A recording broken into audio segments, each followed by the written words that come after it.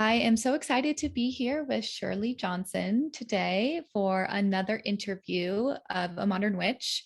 And Shirley has taught with us at our Spring Convergence in 2021 and has so much to share. And we had such a great conversation on Instagram about witchcraft and how you identify with it. So I'm very excited for this conversation. Awesome. Yeah, I'm excited too. That was a great Instagram conversation. Hello, everyone. My name is Shirley Johnson. My pronouns are she and her.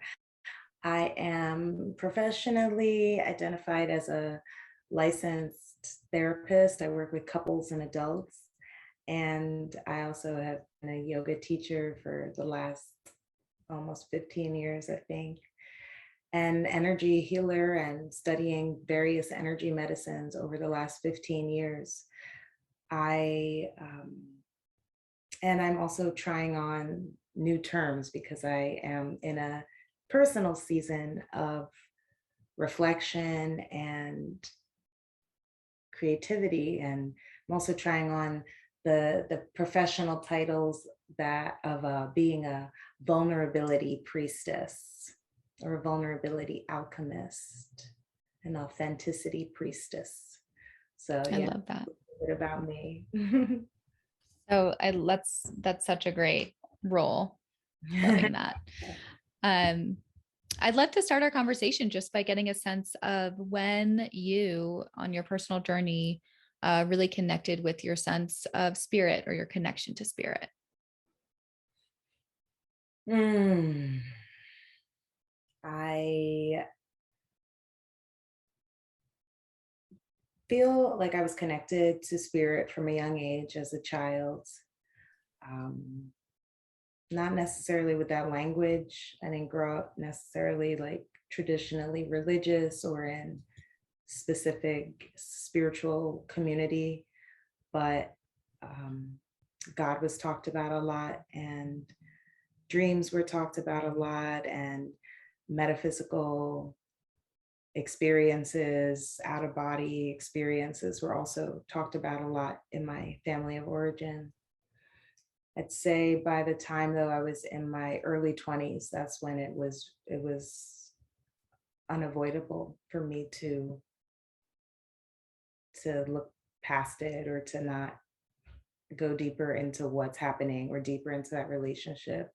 Mm. So I think I was just in a time where I felt very lost, and I felt very, I graduated from college, all that pomp and circumstance, you go to your 4-year college, and it was a big deal. And I had a lovely time in college. I loved learning. I loved being in a community of learning. And then it's like to come out and just be like, oh, now I'm just supposed to go work at like a 9 to 5 job. And I just knew like, this is for me, this is not it. And I was very Mhm. aware my spirit was like, this is not it. And you will not be able, me, meaning me, well, I will not be able to tolerate this kind of lifestyle where my spirit does not feel integrated into, like I can't compartmentalize my spirit. And so it's been a journey since then of really learning how to put that part of my life at the forefront and continuing to learn to integrate it into all the spaces and all the roles that I walk into. Amazing. And takes a lot of vulnerability. Mhm. Yeah, I think a lot of people have that experience, of like, we're taught to kind of fit into the round hole, but maybe we're not round shaped. Um, and I'm excited like to just hear you express that because I think um, oftentimes when we're seeking or on our path and learning from others, um, they make it look easy, but it's not always an easy journey. No, it's a path not often taken because it requires courage, and it also, I think, requires the what is it called, like the vision, the experience of vision quest, of being out in the night, metaphorically, some people literally, but metaphorically being out in the night by yourself. Absolutely. So I'm curious if you, in all the many roles that you hold, would include witch, if that's something you identify with. Um, and if yes, if no, why, and maybe what other roles other than vulnerability priestess, which I love, do you identify yourself with? Yeah, I've been thinking about this word witch for many years because I was often labeled, like, people would jokingly refer to me as a witch for many years. And it was a charged, it felt like a little more of a charged word even like 10, 15 years ago than it Mhm. does feel now.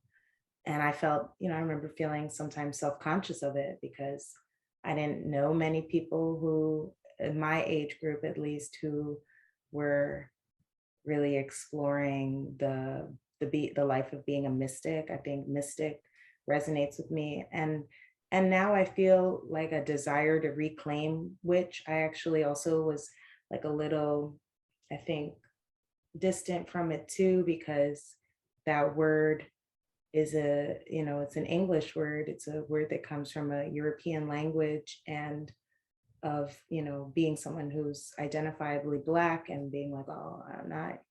But also in the last couple months, a big part of my personal work has been reclaiming and restoring, um, restoring, and accepting all my bloodlines. And my mother is white. My mother's of European descent, and part of that means like reclaiming that, even though I live in a culture that identifies anyone who doesn't look a certain way as one thing or another, that it's very important, no matter what I am perceived as on a certain level, that I have to be very in touch with the bloodline, that is the bloodlines that are in me.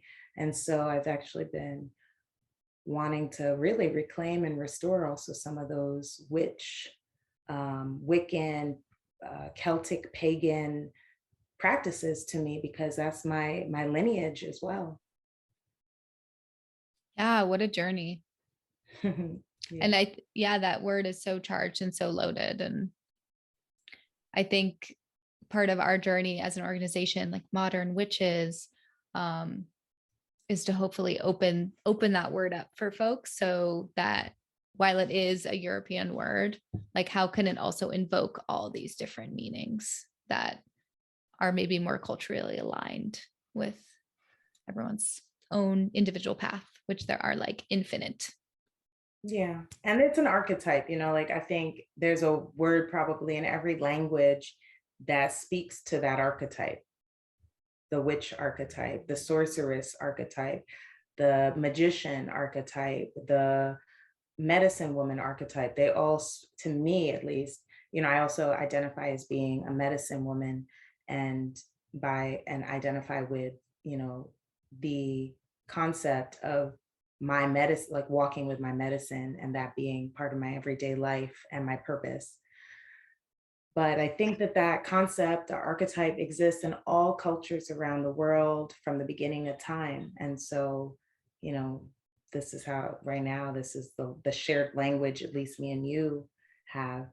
Right. And to me, that archetype is about being connected to the earth and being sensitive enough to sometimes listen and hear from the creatures of the earth that don't have a spoken language.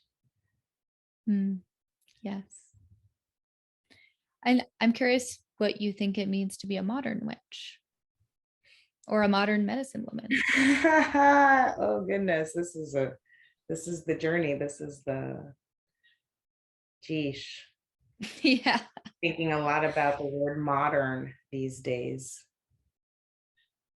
And I think I'm wanting to honor the grief of being in a modern society, and that there is no going back. I mean, time isn't linear anyway, but the fantasy that sometimes of like, if we could just go back to when people did it this way and that way, that's done. So anything that we do from here on will be different than that, and that's okay. And there can be grief about what has been lost and what has been lost really tragically through becoming modern people. And as much as I have resistance toward being a modern person, I am.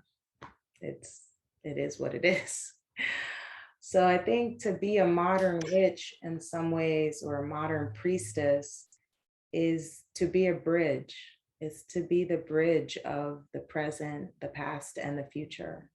It's to be holding all of the complex aspects of, doing this work, but doing it on a computer, or doing this work, but also connecting to the earth, but also creating lots of waste every day. It's really, to me, about holding and not shying away from the shadow of being modern, and at the same time not shying away from the power of being a witch or a priestess or a sorceress or a medicine woman. Absolutely. Thank you for bringing grief into this conversation. I think that's really important right now. Yeah. And how has your personal lineage and the traditions you work with kind of shaped you and shaped your journey? If you feel free to name any traditions or teachers you feel called to. Oh, my first teachers are my parents, Susan and Bruce. They were modern sorcerers and sorceresses. Yeah, those are my first teachers. And, they brought me into this world, and they also exposed me to a lot of metaphysical concepts, and also a lot of just learning in life through having these people as my parents. And the experiences I've had with them, for better and worse, have been big teachers to me. Like I mentioned earlier, my lineage, my bloodline lineages, I am of Western European, Welsh, Irish, English, French, Irish, I don't know if I said that already, and Scottish, a lot of Scottish blood, West African blood lines, don't know the exact locations, and Aboriginal American of the Southeast, Cherokee, and Blackfoot bloodlines. So all of those traditions live in me and have informed me in different ways, and also the exploration of trying to get closer to some of those lineages has also been informative. And then in my personal studies, I have, as I mentioned, also I've taught yoga for a bit and have learned so much regarding yoga as a traditional technology from South Asia, and the traditions of South Asian spirituality that are interwoven into the technology of yoga. And so I have so much gratitude and reverence for many of those aspects of Hinduism and Sikhism that are integrated into the yoga practice that I have been able to access and receive so much medicine from. And, I've been influenced by so many different people, so many different technologies. And, sometimes I'm also humbled by the way that so many of these technologies are so similar and root back to like the truth of the earth. And like, can sometimes, to me, it's like, I can feel the truth in them. Yeah, so definitely. Yes. Beautiful. Yeah, it just makes me think about how being a modern witch sort of also just in lieu of like timeline, we have access to so much history and we have access to technologies. And now there's just sort of this real kind of reweaving happening that I appreciate about witchcraft specifically. It feels like a spirituality that you really create and co-create with spirit and with your ancestors and with all these lineages. But it can be overwhelming too. And I'm wondering if you can share a little bit about your experience, just kind of like holding all of these beautiful aspects of yourself and all these beautiful technologies. Yeah, I think it can sometimes feel overwhelming. The most overwhelming part for me can feel like, it's like having to be in constant translation. It feels like it's, being a modern witch or being a witch, medicine woman, archetype, etc. To me, on a level, the difficult part has been like the code switching that comes with it.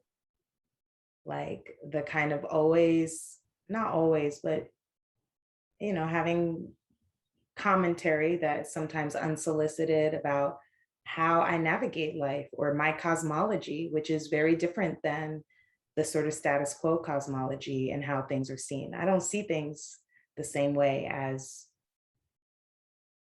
the way that I was taught to see things. Mm-hmm.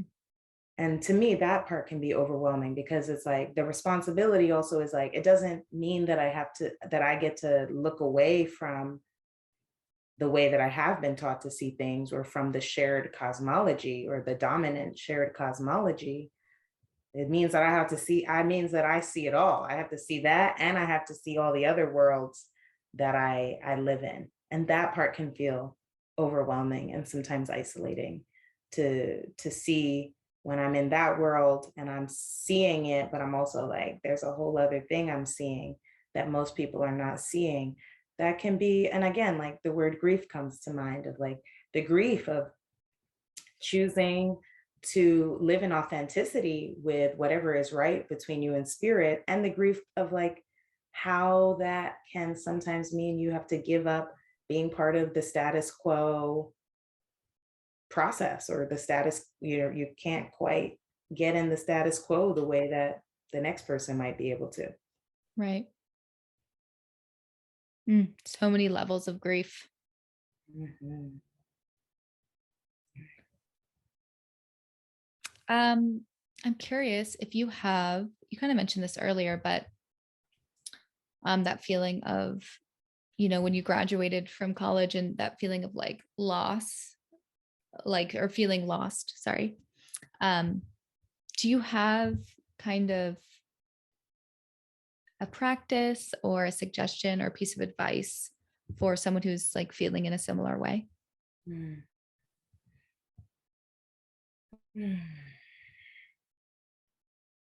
I remember that time of feeling lost. And one of the most difficult parts was I felt lost by myself. And I had friends, I had family, but I had a hard time putting into words. I mean, I think now I can put into words what that experience was like, but I didn't know what I was in that moment. I didn't have language for it. My brain wasn't even fully developed then. And one thing that I did, I just started talking to people, and I just started asking people, and I started just going to every single spiritual, quote unquote, offering that someone shared with me. I went to or that I felt curious about. I went to Quaker meetings. I went to Buddhist chanting sessions. I started to go practice yoga. I went to, anything that I could have access to, because I was like, all right, I felt like a little detective. I was like, all right, I'm gonna just keep going and seeing where I feel alive at. And I think part of it is I also wanted community. Like there was that part of me that was also like, at least these people, even if I'm not vibing with their technology, at least I know that these people have some understanding of like, yes, Like we need to have something that is at the forefront and the center of our lives that connects us to the spirit within us. Right. And that's, we cannot have the same shared spiritual practices, but we can agree that like spirit is present and spirit is very important to both of us. And that can be a connecting piece. So I think my humble offering to people would be get lost, like get lost, be in the lostness of it. You won't be lost forever. No one is lost forever. Get lost, get messy, and like try everything out that you can. Try it on, like try everything on, like you're going to a clothing store and pick something from every color and put it on. And I also just want to normalize like the experience of being lost, and like it's not a sign that you're off track. In fact, like this concept of being lost is in some ways a rites of passage, and in some ways is a way to remind us that when we find a different path from being lost, of the medicine of being lost, and that lost is also a route in and of itself.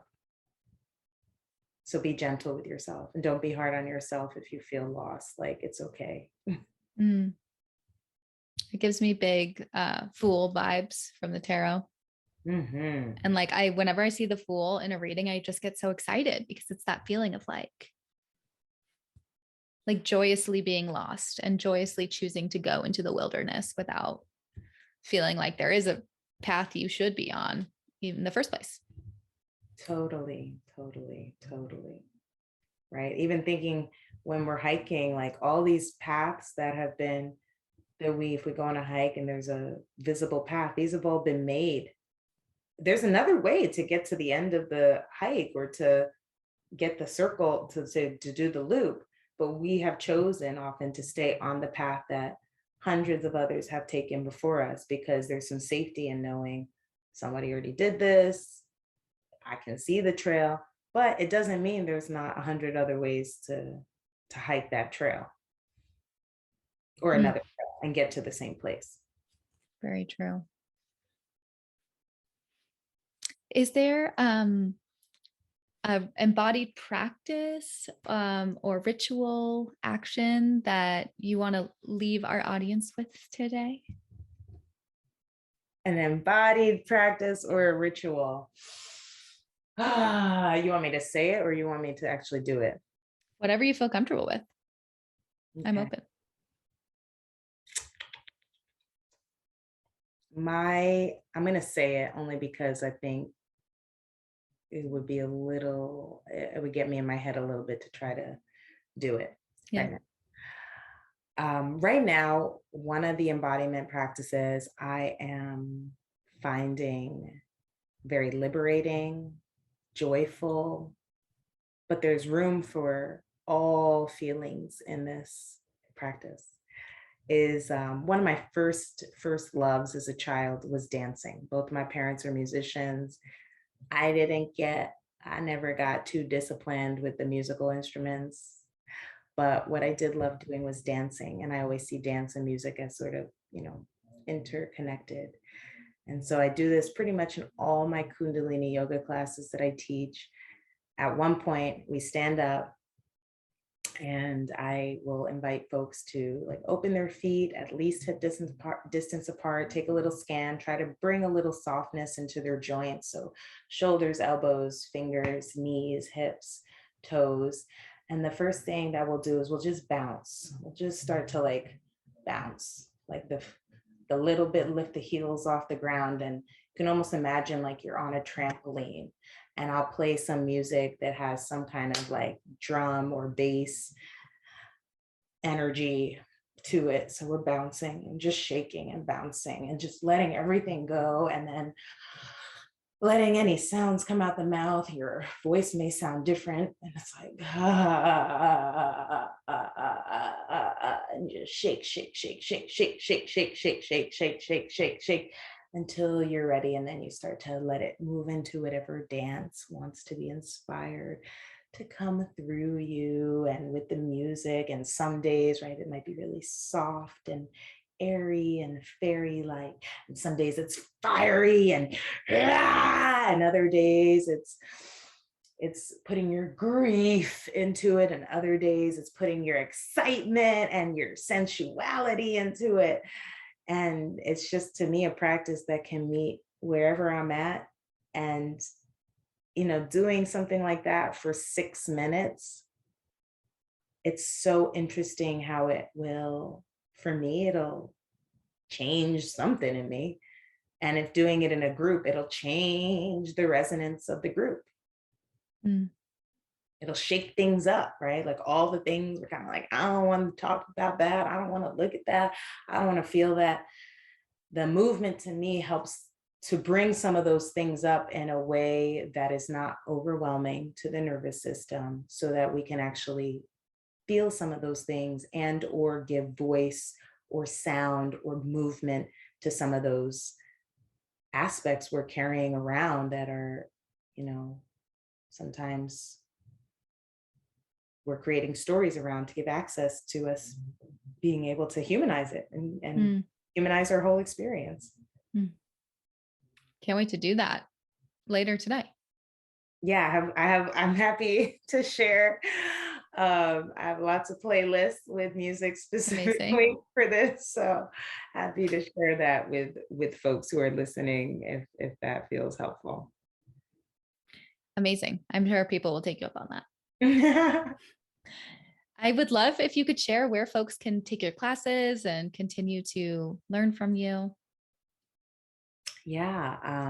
so I teach one Kundalini class online every week, Wednesdays at 10 a.m. Pacific time. It is by donation. So you register and then you can donate whatever amount feels comfortable for you. And you can find me online on Instagram. I'll post all my events and workshops. I have some stuff coming up in September. Hasn't been announced fully yet, but with some folks who I really love and admire the work they're doing. My Instagram handle is Soulistic Wellness, SOULISTIC Wellness. And that's also my website, soulisticwellness.com.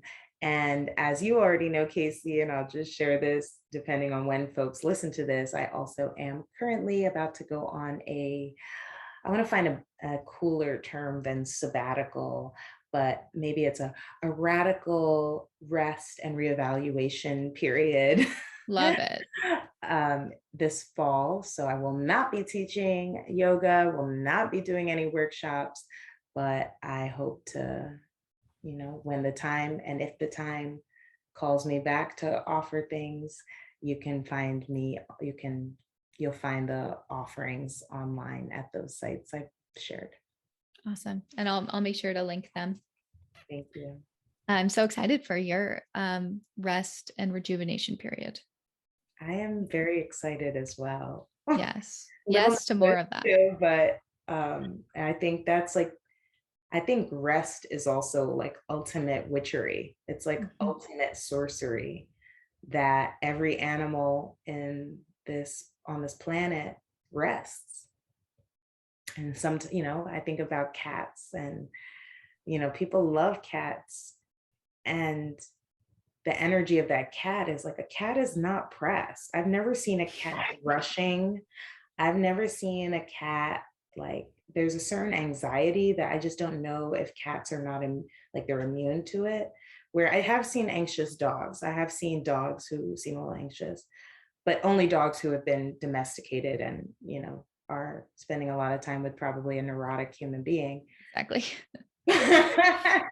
Even dogs rest and just, I'm holding that part of also what being a witch to me is these days, is reclaiming the wisdom, the animal wisdom of the human being, the animal intuition. And part of that is rest.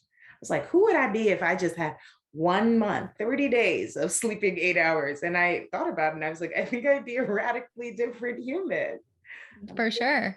Fingers crossed, I'll get 30 days of 8 hours of sleep. That sounds mind-blowing.